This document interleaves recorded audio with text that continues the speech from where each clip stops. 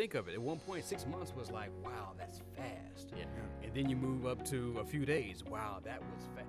Now I can literally take some information and send it to the other side of the world in 35 seconds. Yeah, in an instant. Not even 35 seconds. Yeah. And that was like science fiction. Yeah.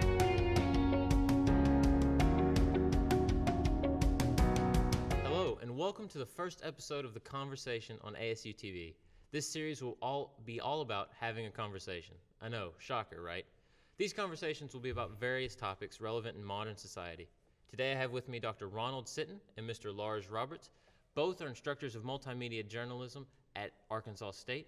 Gentlemen, welcome to the show. Thank you for having us. Thank you very much. So for people who don't know you, let's take a moment to introduce ourselves to everybody. So, Mr. Roberts, I'll let you start. All right, my name is Lars Roberts. I am an instructor of multimedia journalism, my specialty being broadcast, radio, and television. I've had a career that touched in radio and television before I got into academia.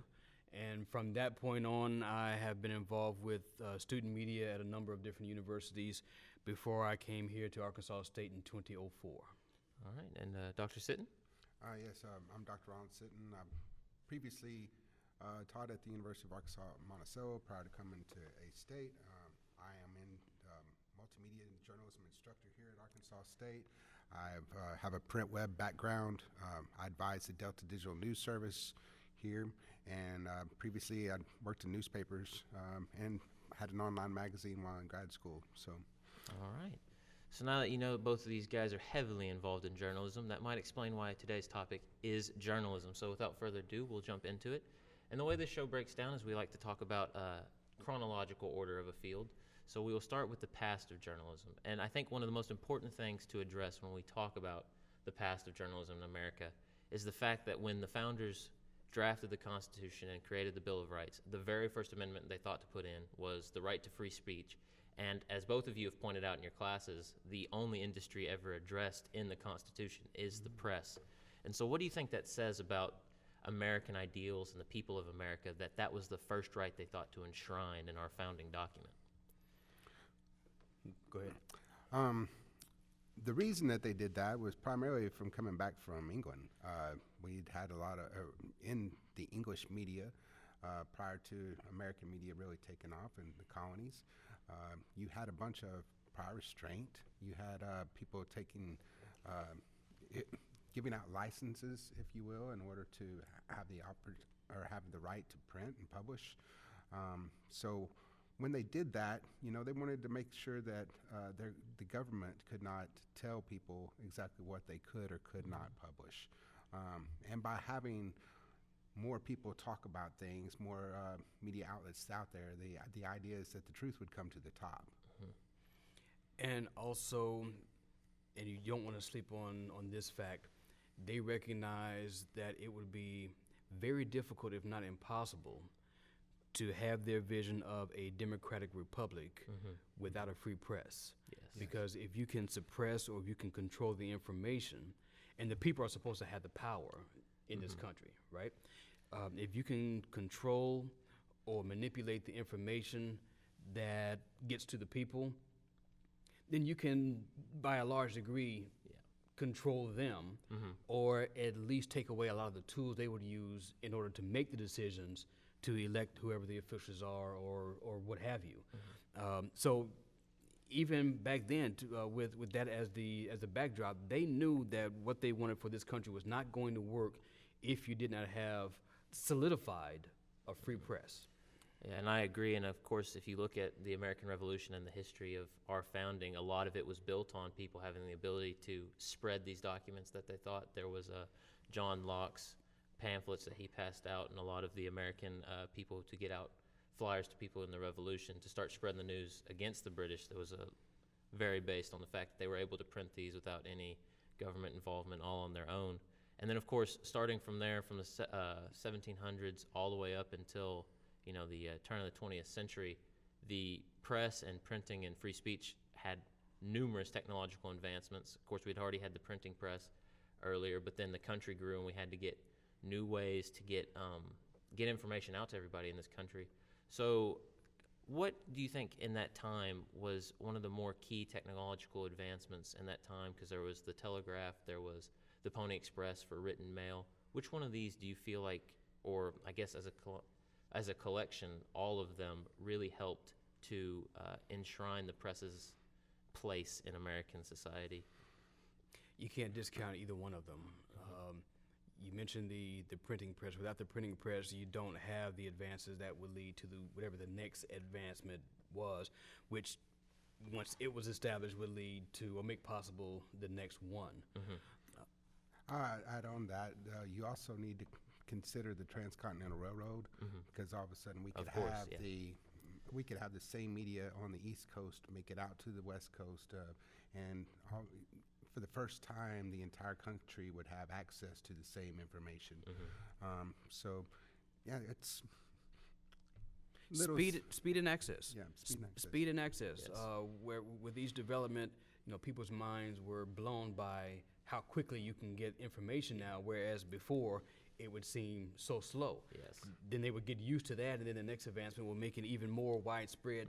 The whole thing was about how fast you can get it, but also how readily available it would be to those who were not in the upper echelon of society. So, for example, if you ended up looking at some of the first copies of the Arkansas Gazette that you can get some facsimiles from down at the Historic Arkansas Museum, you'll see that they had stories that were 6 months old because the information had come over on the ships from England to America, and then it took a while for it to get that information to Arkansas even. So, yeah, sped up everything. And to think of it, at one point, 6 months was like, wow, that's fast. Yeah. And then you move up to a few days. Wow, that was fast. Now I can literally take some information and send it to the other side of the world in 35 seconds. Yeah, in an instant. Not even 35 seconds. Yeah. And that was like science fiction for a number of people recently. I mean, I'm not going to call your age, but we're old enough that we can recall getting printed information, if it wasn't in a daily newspaper, but letters. My middle son it blew his mind. Wait a minute, you mean once upon a time you had to write something down on paper? Oh, yeah. And then take it to a post office? Get stamped. It would take 3 days to make it somewhere. Then you would have to wait 3 days to get a response back. How did you live? Yeah, I'm pretty sure the only letter I've ever written in my lifetime was to Santa, and I don't think that one went through the U.S. Postal Service. Well, They had a special box for that one. your grandmother would appreciate a letter. Yeah. I'll have to remember to write her one every once in a while. But that each time you had that technological advancement, it changed the landscape, not only of how news was covered, but how information was gathered and how it was disseminated. That changed even how people would take in that information and the expectations for it, because now there's no downtime. It's 24 hours, 7 days a week.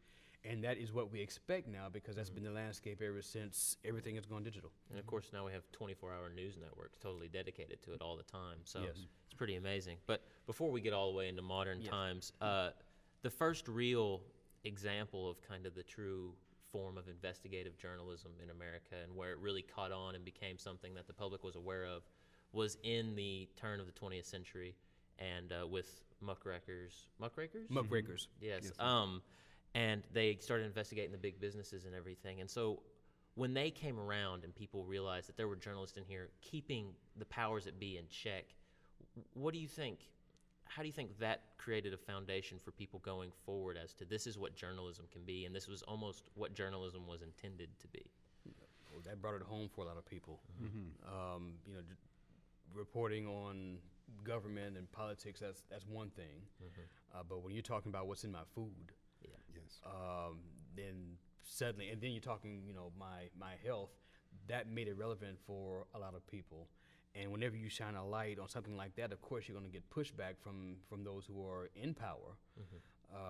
So for a lot of people, and not as many people could read, but once that information is out, it got passed along.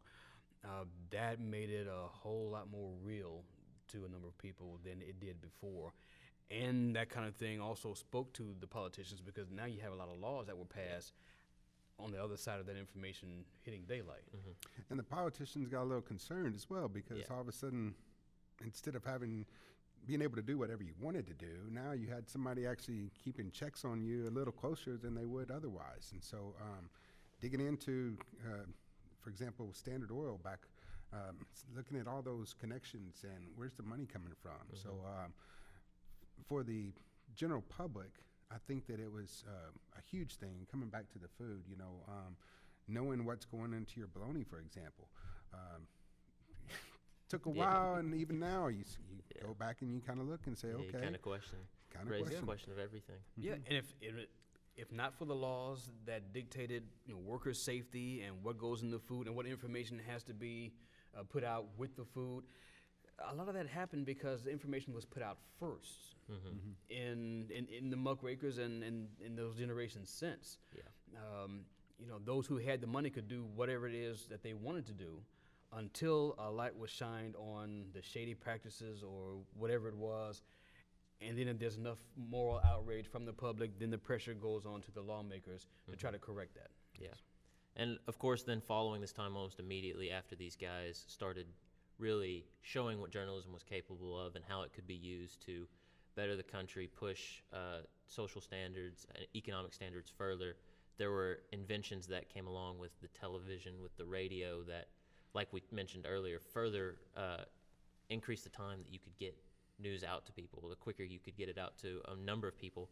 But it also meant that a lot of these journalists who initially went out and reported, wrote it down, gave it to an editor, went through the whole process, could now almost have to be a reporter as a sense. And you had people who were on scenes sharing the news that they were going to write. They had to be more of an on-air talent than just, writing, have chances to fix everything and groom everything and make sure it's correct. So with those inventions and coming along, how do you think the American people started to perceive journalists as they started to become the voices they heard, not just the pages they read on the newspaper? They became more of a celebrity. I mean, for example, you had Edward R. Murrow, who started out in radio over whenever he was Second World War. He had gone overseas. He was telling the American public what's happening. For example, we often talk about his little script where he's talking about the quick of the shrapnel coming across the road that he was nearby. And then he ended up stepping into TV. And back then, he was smoking. He was smoking on TV. We don't see that anymore, of course. Yeah. But back then, it's like, oh well, wait a second. He's almost a superstar. Yeah. Yeah. Now, instead of just being a byline, you had a voice, you had a face to go, which made it more personable. Yeah. So, and I tell my students often, television is a visual medium, of course, radio being an audio medium, but your audience is inviting you into their living room, into their kitchen, into wherever they are. That's their personal space. Yes. So, yes, you have to have the who, what, when, why, where, and how, but the delivery becomes a part of it, no matter what your delivery is.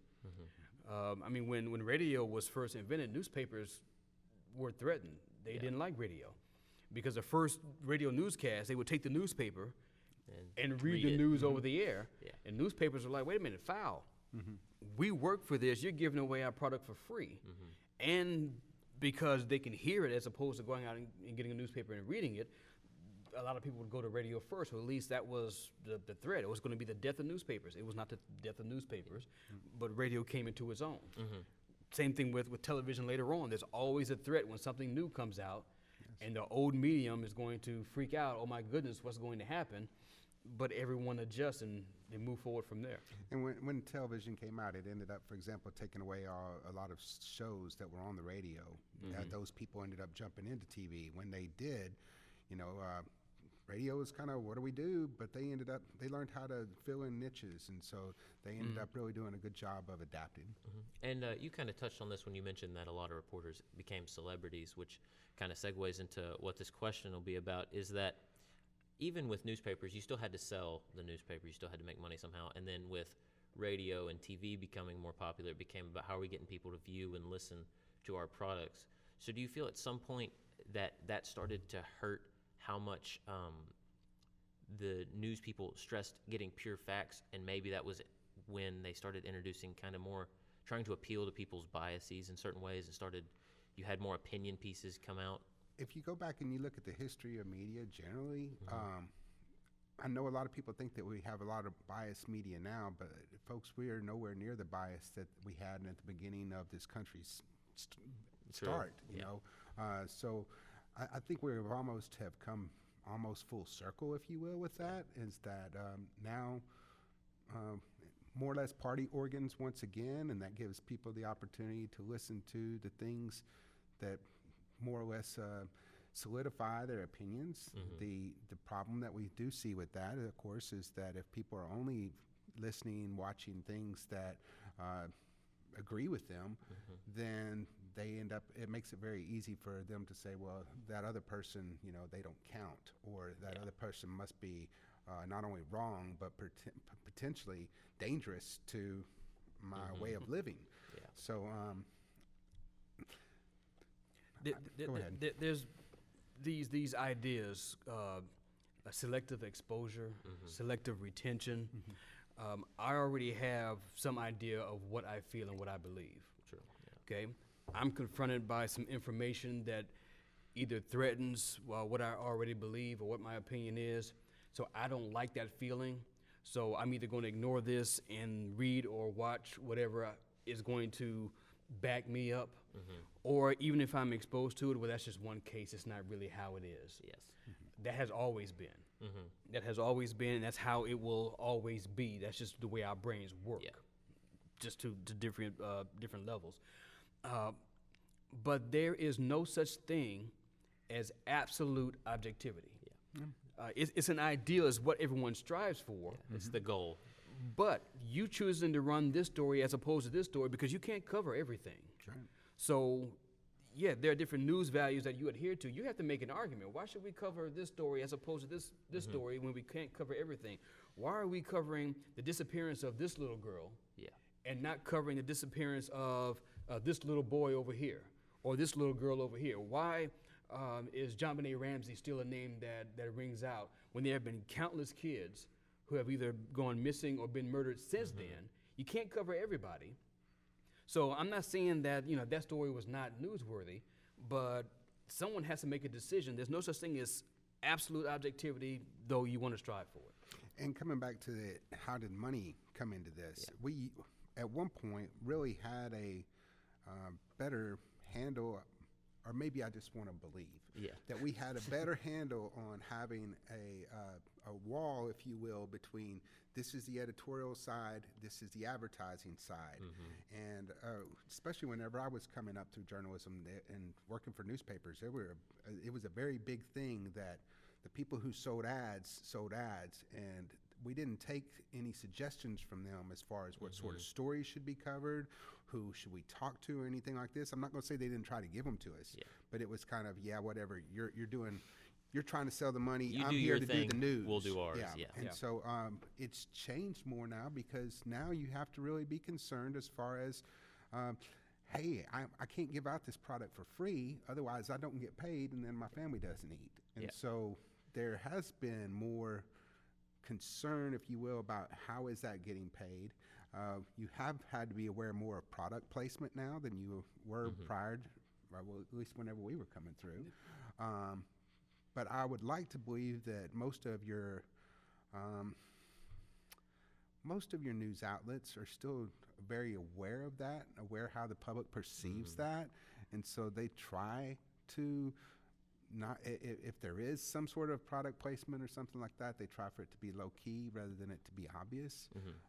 Perception is the whole thing. In reality. And I don't want you to question whether or not I'm being honest about the information I'm giving you. So I'm going to try my best to make sure I have my different sources. And the information is coming from those sources. I'm letting you know where I'm getting my information from. Because if you can't believe the information I'm giving you and you question my honesty with it, then what am I selling? Okay? When the founding fathers established, that journalism and in the free press, there's a reason they didn't have the government anywhere, putting their fingers into it, because once the government got their fingers into it, then, what is it going to be really, and what's the threat going to be from that point. So from the beginning, it's been a commercial endeavor because you can't have it if you don't pay the bills. True. Yeah, there's a reason there's no but at the end of the First Amendment. But I think that'll do it. We've laid a pretty good foundation for the past, so we can move on and we can build on the present next segment. So when we come back, we'll deal with the present terms of journalism and how journalism is evolving in today's society as technology increasingly becomes more and more ludicrous with how we get our news. So stay tuned and we'll be right back. The House Service Center is a facility where the community can get a variety of services. They can get individual counseling, they can get couples and family counseling, they can get play therapy, or the children can get play therapy. They can also get group counseling, and they can also get help with academics, so they also get some academic services as well. Individual therapy is talk therapy for individuals in the community to come in and talk to our clinicians about their individual concerns, behavior concerns, emotional concerns, any way that we can help them. Play therapy specifically, it's a way of communicating with children. They don't have necessarily the verbal or cognitive skills to communicate what's going on. But what we do know, if we watch children and the way they interact and the way that they play out what happens in their day-to-day lives. Use the medium of play to actually work through what their issues are. Group therapy is an opportunity for a group of individuals to get together to work on a particular problem together. Everybody doesn't have to have the same issue. Everybody can come with their own issues. But the wonderful thing about group is that it provides a safe space where people can kind of try out what works for them and what doesn't work for them. They can find out what's working and what's not working and why it's not working. And the beautiful thing about that is it's a safe space for people to do that because you have a person, a facilitator, or maybe two, who can help guide that process. Anyone in the community is welcome to come and be assessed and see if we can meet their needs. The House Service Center is located at 330 University Loop in room 133 of the Education and Communication Building. For more information or to schedule an appointment, please call 870-972-2000. That is 870-972-2000. At Arkansas State University, our students push the limits of learning. We collaborate with NASA in the clouds and discover new species below the sea. We grow healthier plants and plants for growing heart tissue. We preserve our history and teach the future. We work to ensure every red wolf flourishes, both in the wild and on campus, with faculty and staff dedicated to student success. Ready to push your limits? Go to astate.edu to join the pack. Individual therapy is talk therapy for individuals in the community to come in and talk to our clinicians about their individual concerns, behavior concerns, emotional concerns, any way that we can help them. The House Service Center is located at 330 University Loop in room 133 of the Education and Communication Building. For more information or to schedule an appointment, please call 870-972-2000. That is 870-972-2000. And welcome back to the conversation. Maybe. Welcome back. I am still here with Dr. Ronald Sitton and Mr. Lars Roberts. We've had an excellent conversation about the past of journalism, but the past is in the past. It is time to move on to the here and now, which is why we will now advance into the present journalism field and climate around journalism. And so I'm sure y'all are still very active in the field as y'all both introduced yourself. So for the beginning of this, let's take some time to kind of analyze. I know, Mr. Roberts, you're heavily involved with Red Wolf Radio, which is our school online radio station. So do you want to take some time to tell us a little bit about Red Wolf Radio? Red Wolf Radio is our, as you mentioned, our student-run online radio station. It has been in operation for 5 years now. 5 years. The students do the programming, and the programming can range from sports to your regular music, radio shows, different specialty shows, talk shows. It is an immediate voice for any and all of the students on the Arkansas State University campus. All right. And Dr. Sitton, I know you're involved with our Delta Digital News Service, so if you can take some time to explain that to people. Delta Digital News Service is getting students out into the community, trying to get them off campus, trying to get them in not only into Jonesboro, but basically up and down the eastern half of the state, getting stories that are undertold. trying to also help the students as far as giving them portfolio material. And so we're not only just doing print web type stuff, we're also broadcast. We've got or audio pieces within some of the stories. We have video pieces within some of the stories. And so kind of wrapping it all together of, hey, you've been through the program, now let's produce. Yeah. So you can show people rather than tell people, hey, I can do this. It's like, that's one thing, but let me show you what I can do. It's a totally different thing. Yeah, it's great. And both outlets have won awards. Yes. Nice. And we are continuing to win awards. I just want to. That's the important part. Put that in. They're award winning. Well, and when I will piggyback on that, only to say that we did have a group of students who went out from different classes last spring. There was the 20th anniversary of the West Side shootings, and so we had students go out and get stories about that from 2 or 3 different classes. We put all that together into a package onto the Delta Digital News Service, and that particular set of stories ended up beating out even the professionals. Wow. And the Society of Professional Journalists Diamond Awards. And so that was all student work. It's not something that we've hired anybody to go out and No. do. So We have students beating the professionals. Yes. It's really good real world experience for a lot of students, especially like ASU-TV. Just to kind of toot our own horn a little bit, it's great real world experience for everyone in the media field to kind of get used to working in the field and doing the work they're going to have to do when they graduate. But now to the meat of what we're here to talk about. And so the first thing I'll bring up is, with the internet, we talked about technology rapidly speeding up the rate at which people can access information. So with that, a lot of people have come on and started blogs themed to certain things. There are mainly Twitter, but other social media accounts where people get on and they kind of casually throw in the fact that they're a commentator on this or a reporter on certain things and different things. And they don't have the editorial board, the higher-ups that they have to go through to make sure everything's correct. It's right there on their fingertips, right on their computer. They can just type it out, put it on the internet, and then anyone can read it.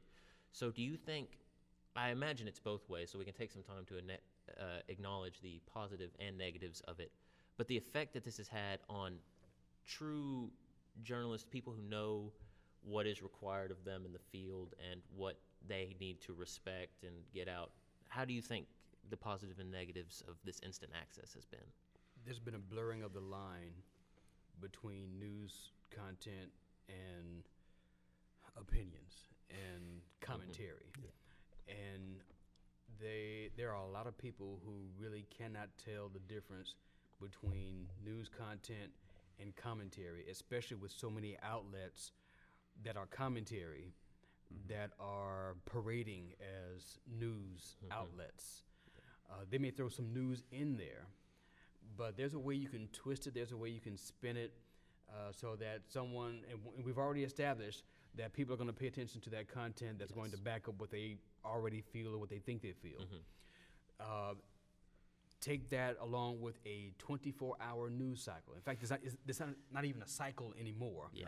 It's a constant bombardment of opinions, of facts, of what have you. And the water has been muddied. Yes. Especially when now the consumer or the person on the street is now the one in charge of the information that they are going to get, or let's not even information. Let's say content that they are going to get. In television, once upon a time, you had 3 channels, maybe 4 if you lived in a large city somewhere. Now you have how many? Hundreds, thousands. I mean, channels I'm never going to watch. Enough where we can get our own channel. Yes.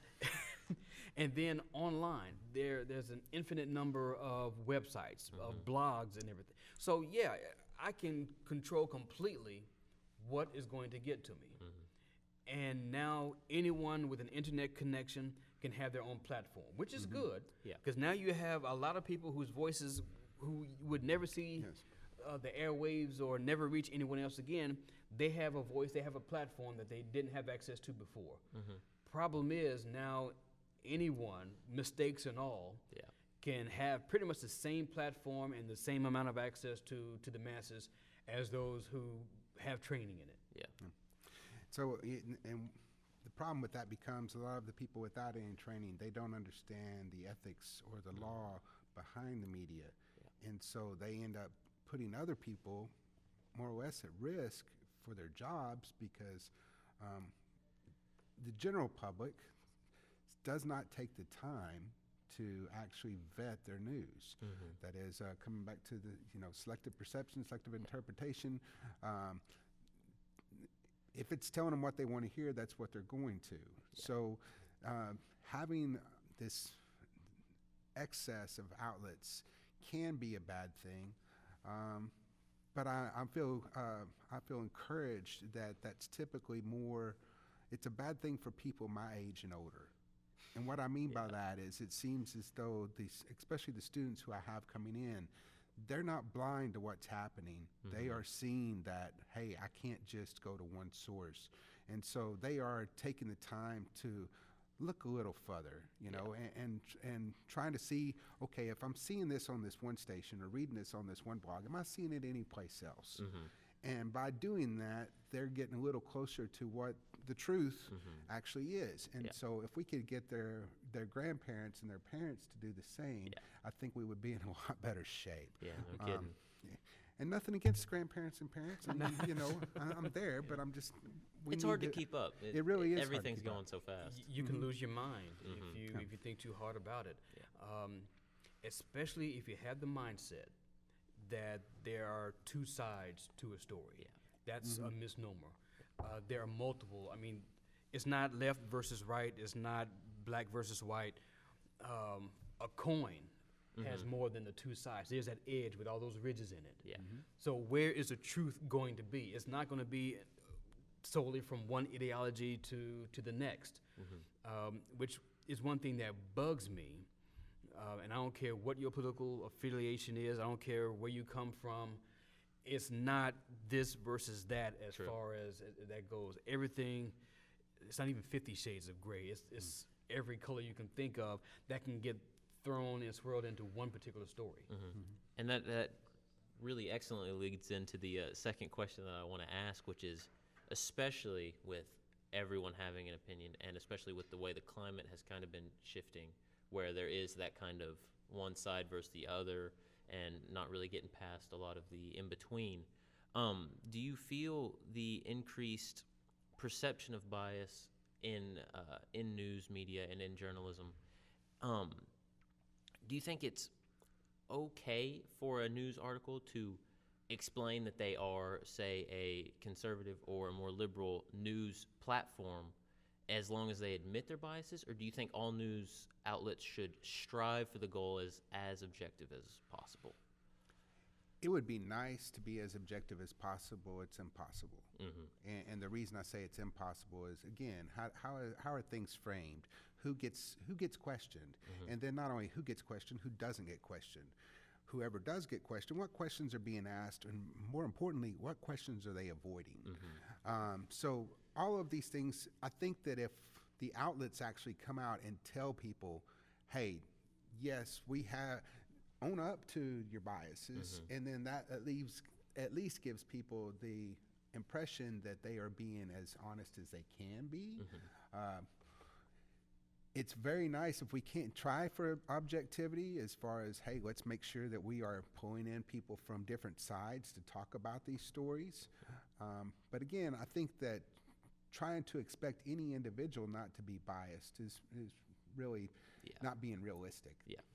And take that and put that against the background of, because so many people or enough people are thinking us versus them, one side versus another, Autobots versus Decepticons.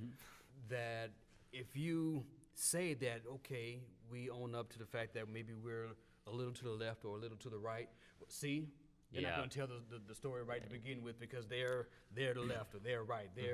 They're on that side versus the other side. But I'm just trying to tell a story. And it comes back, it's almost to the point now where, it's like, well, okay, if they're wearing my jersey, then they must be okay. And if they're wearing the other jersey, well, then they're not. And there's nothing that's black, that's cut like that. I mean, even amongst, let's say, amongst the liberal crowd, or even let's go to the conservative crowd, it really doesn't matter. amongst either side, there's divisions within those sides. And so you can't say that this side is going to be this way because there's all sorts of different breaks within that side. And so they may be fiscally conservative and socially liberal. You don't really know. Yeah. And so the better thing to do is say, okay, who have they interviewed? Have they have their sources? Have they tried to go out and at least get a variety of sources from a variety of views in order to give as close to a circular truth as we can get? Yeah. You know you're doing something right if you tell a story and people from both sides Are upset with you. get a little angry. If everybody's happy with you, you're not doing You're not journalism. doing it. I'm pretty Yeah. sure that's the same rule they tell sports officials and everything. If both sides are wrong at you, you're probably one of the best officials we have on staff. And I think we've illustrated the point it's gotten to almost with the divisiveness and the way we've been talking, where when we mention sides, you really have to be careful to mention this crowd could do it, but also this crowd could do it, because even just leaving off one crowd, even if you're not particularly fond of either one, people could see that and think, he's not going after them because secretly he agrees with them or whatever. But we won't venture too far down that rabbit hole of politics, because we'll get lost forever and maybe never come back. The next kind of series of questions goes away from politics as far as we can, which is more focusing on the technology, because I think of all the fields, well, maybe not of all the fields, but journalism is certainly one of the fields that has been affected tremendously by the increase in technological advancements since the dawn of the 2000s, since the dawn of the 21st century. Journalism and the way people get it, the way people report it, has gone insane. And so one of the industries that has been historic, that has really felt that, is the newspaper industry. And you hear stories every day about how more newspapers are going out of business, shrinking down to the point of almost non-existing. They just haven't been able to fund anything. And so this question is a little deeper, because do you think it is just part of the destructive rebirth process that newspapers may fade out and be replaced by something else, and it just is kind of that course that human history takes, where something new is created and the old kind of just slowly fades away into the new? Or do you think that, at least where we are right now, we should really, really fight to protect newspapers, because those other technologies haven't reached the point of worldwide accessibility yet? Newspaper man. Okay. Newspaper man, yes. Dr. Sitton's time I to shine. believe that the biggest problem with newspapers is not necessarily the technology, but the fact that we don't have mom and pop newspapers anymore. The corporations that have ended up buying out the newspapers, when they're looking more at the whether or not they're making money or not, rather than whether or not they're telling people the news that they need to know in order to make informed decisions within their community, that's a big deal. Now, the flip side of that is, I think that the people who keep holding on to newspapers are being short-sighted. That is, if I go to, whenever I go out and talk to different groups, oftentimes I'll show them my old cell phone, which I don't have on me at the moment, but it's old. And so does it still flip open? no, it doesn't flip. It's so a 4S. we're a so little further we're a along. little further It's at along. least got a touch screen. Yeah, There you well, go. except it's cracked. But anyway, that's where I ask people, how many of you get your news from the television? I'll get a set of hands. How many of you get your news from the newspaper? I'll get a set of hands. But then I ask, how many people of you open up your cell phone to get your news? And almost every hand goes up. And so if as a news producer, you're not taking that into account, then you're really shooting yourself in the foot. So I think that, it's not so much that we're changing news, because people are always going to need information that they can act upon. And that's been true before we even had newspapers. Sure. But it's a matter of how are they accessing it. And now that we are in a continuous news cycle, more people get it through their cell phone than get it any other way. Newspapers are not allowed to be just newspapers anymore. It's not just print on the page and some pictures and that's it. True. I've gone to a number of conferences, and the number of newspaper people I've met scrambling to get some skills in audio and video and taking photographs has blown up. And television and radio. And flipping it around, yes. They cannot be just Yeah. television and radio anymore. You have to be able to do some print and get some pictures because everyone has to have an online presence. So there's this mix now. And, older cats like us, you have to pay a little more attention to what was the other side on that media spectrum that for decades you never really had to do. Yeah. Because now you have this medium that almost everybody is on now that takes elements from all of those. And the great thing about it is, I tell students that if you're wanting to get emotion, the best thing to get emotion is audio. You just can't touch what audio can do because the sounds that affect us, they've been affecting us since we were in people's wombs. Yeah. But if you want to, but then you get video and that gives this extra element of, hey, I can actually see what's going on. In both of those cases, though, when we talk about what appears in the news or in the radio newscast, a long piece of radio, and correct me if I'm wrong, a long piece of radio, a minute 30, a long piece of TV. Your standard TV package is going to be about a minute and a half. Yeah, and so we start in a minute and a half, how much information can you get? Yeah. And so with the web, you have that opportunity of saying, okay, here's what you need to be aware of. But then if you really want to know, now go to my website and you can read about it, which if you want people to really understand, they need to be able to read so they can think about it and comprehend it. And I'm not trying to say that radio and television doesn't do that a little bit, but when people are only relying on, 30 seconds to a minute and a half to tell them exactly what's happening, they're not getting informed. You cannot get nearly as much detail in your standard TV or radio package as you would in a nice, lengthy print article. But once again, you're not going to be able to see and hear from just print. That's where our details will come from. Online, everything. It's all there. And so now we're teaching people that if you want a job in this field, it'd be nice if you could be a writer. It'd be nice if you could be a photographer. It'd be nice if you could just be an on-air personality. But those days have passed. And so you got to kind of be a jack of all trades almost. And if you're not, then really you probably need to find something else to do because those jobs where you could do just one thing or another, they're gone. And the thing is, talking about the phones, this little tool right here, I have a radio production studio. I have a TV camera. I have where I can photograph. Print a very nice camera. Yeah, very nice. I can start to do a print article. So everyone pretty much who has one of these can at least touch it, and this is what we were talking a little bit about before.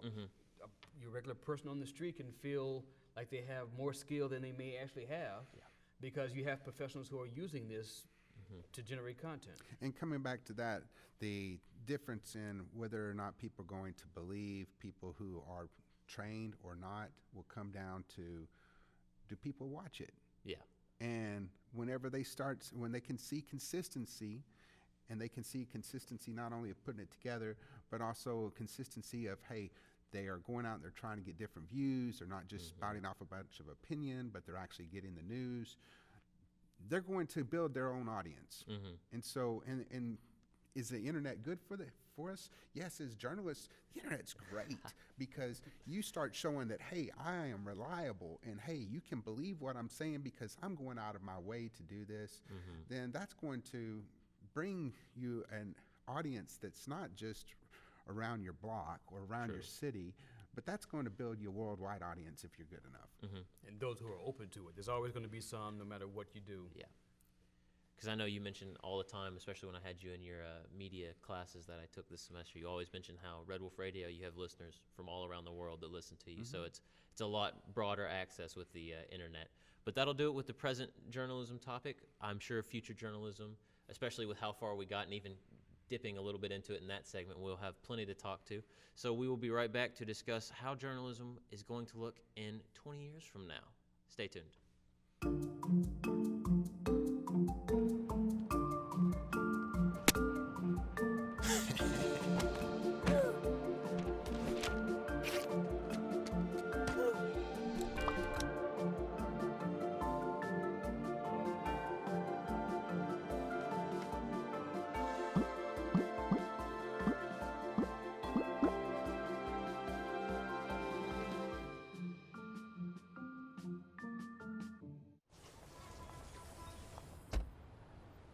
Na na na na na na. I love you so. I love you. I love you. La la la la. La la la la la la la. We're here. Yay! It's a short drive from your neighborhood to your naturehood. To find a neighborhood park or green space near you, visit discovertheforest.org.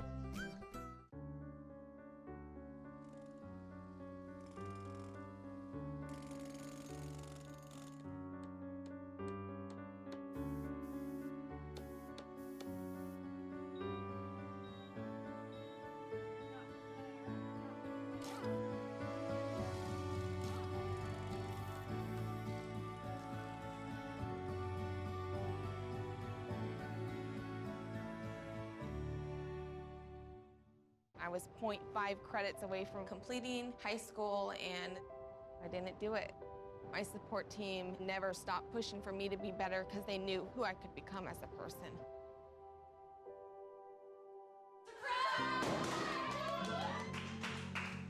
I've been given an opportunity, and I'm just thankful for it. Find free adult education classes near you at finishyourdiploma.org.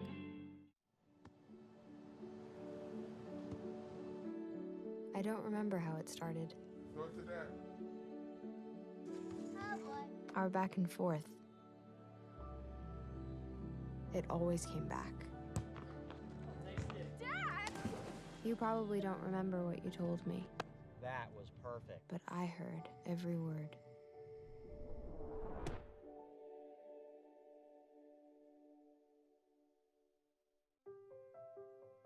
We just finished dinner and it was time for homework. He hates homework. It makes no sense. I don't know how he finds anything in his backpack. I can't find my backpack. I couldn't even read his handwriting. Holding the pencil makes my hand hurt. I know he's bright. Why is it so hard for me? He's I'm just gotta trying as try a hard little as harder. I can. When you can see learning and attention issues from their side, you can be on their side. Go to understood.org, a free online resource with support and tools to help your child thrive. All right, and welcome back to the conversation. You have stuck with us through past and present, and now it is on to the future to see if either of these two guys is any the least bit psychic in how they see this industry going. And so this first question is a very broad one, very open. You can be as brief or as expansive and grand as you would like, but generally within, the next 10 to 20 years, how do you see, and you can stick it to your respective radio and newspaper or fields, how do you see those changing? How do you see kind of them evolving and to fit the current climate? I can say without a shred of doubt, I have not a doggone clue. Where we are now, the only people who may have had a clue are those who are giving us the toys, giving us True. the technology. Me, 20 years ago, and it's bad, I remember 20 years ago so clearly, could not have made even a flitter of a thought of where we are now and what we have going on now. Even those who are working on the technology, sometimes they don't know what's going to stick. A few things may be hot now and then they fall off. They may be used in a way that the ones who developed that technology may not have anticipated. So, right now, it's a constant job just to keep up with the changes that are happening now in the next 2 years. 20 years from now? Not a chance. My brain is like, I don't even know what direction to even try to guess. I don't think me or any of these people on these cameras in here, being as young as we are, will be able to hang out with whatever comes out in 20 years. I won't go there, only because, that's, we did have to look forward in one of the classes I ended up taking as a master's student. They ended up asking us what was going to happen to the newspaper in 20 years. And this was about the time the internet had come along, and so we were trying to predict how the newspapers would look online. I don't know how much more of that is going to change. I imagine a lot of it's going to have to do with how the web evolves. But I'm also more concerned about, are we actually going to have people giving us the news? That's where I'm starting to be a little concerned as far as artificial intelligence is coming, and it's not a if, it's when. Well, it's And so cheaper. it's a lot cheaper. You don't have to worry about if they sleep. or No. anything like that, you know. So Well, they might have to recharge for a little bit, but maybe that's scheduled. you You know. can program for that. So I think that's a change that's going to come, and it's a matter of how is humanity going to adapt to that? Because when AI is kicking, what are we needed for? Yeah. You know. That, well, besides convenience, a lot of times it's those bean counters because so many newspapers, so many radio stations, so many TV stations are owned by these major mass media conglomerates. Yeah. So anything that's going to save them a bit of money, they're going to tend to lean in that direction. Which also leads to a major problem. If they're not making a lot of money, then the major corporations are pulling out. So what happens to the local news?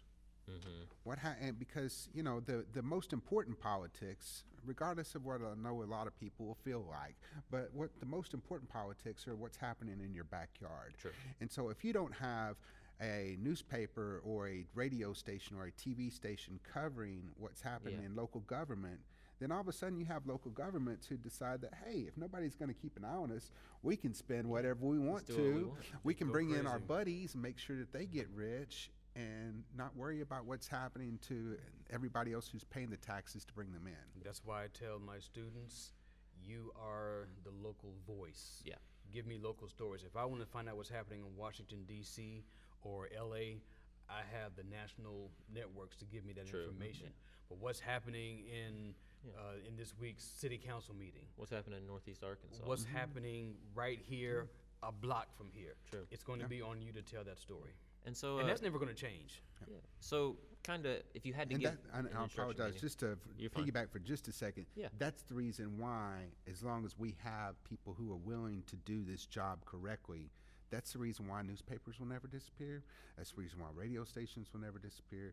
That's the reason why TV stations will never disappear. If we have the people who care what's happening in their towns, and if we have the people who care about getting the information out. When that stops, you might as well have AI. That's where the trouble starts in. So, briefly, if you were going to give a small pamphlet with instructions to people, if you could just pass this out to everybody, and these instructions were about, this is how you should properly consume all of this bombardment of media. These are the good strategies to follow. What would that look like? Maybe like 4 or 5 points that you would be sure to mention.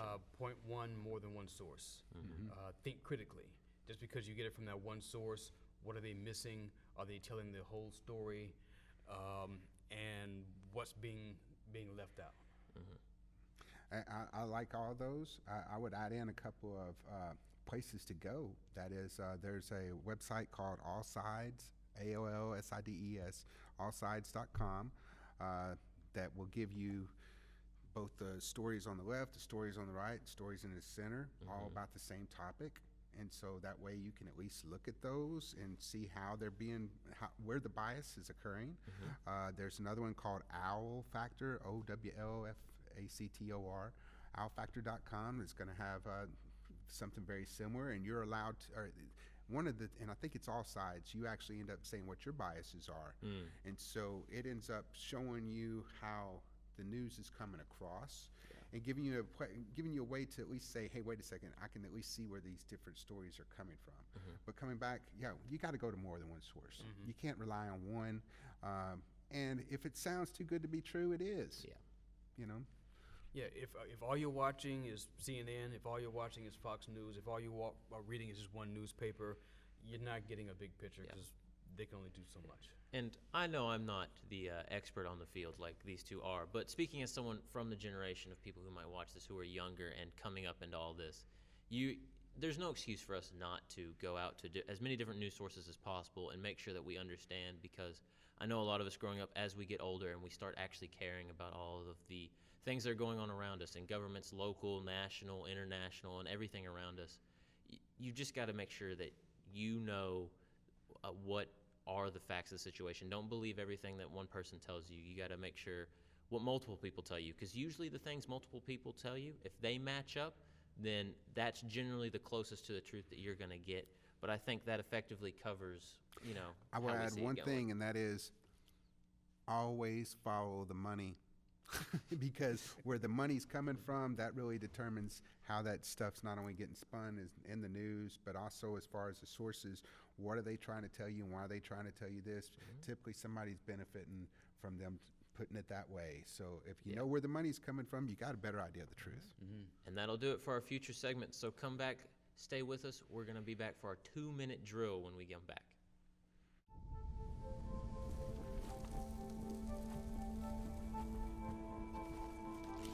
Eva Marie smoked 12,000 packs of cigarettes over 15 years. She quit, and now there's a new lung cancer screening that could save her life. You stopped smoking. Now start screening. No matter how much you smoked, early detection could save you. Talk to your doctor or learn more at Saved by the Scan. Delivering Meals on Wheels to Leon for 13 years. It's always a pleasure to see you. Leon has definitely inspired me to put more into my relationships. He really cared for his wife, who was ailing for quite a while, in such a touching way that inspired me to be a better person. Drop off a warm meal and get more than you expect. Volunteer at americaletsdolunch.org. America, let's do lunch. So there you are, shuffling through a stack of resumes and you come to mine.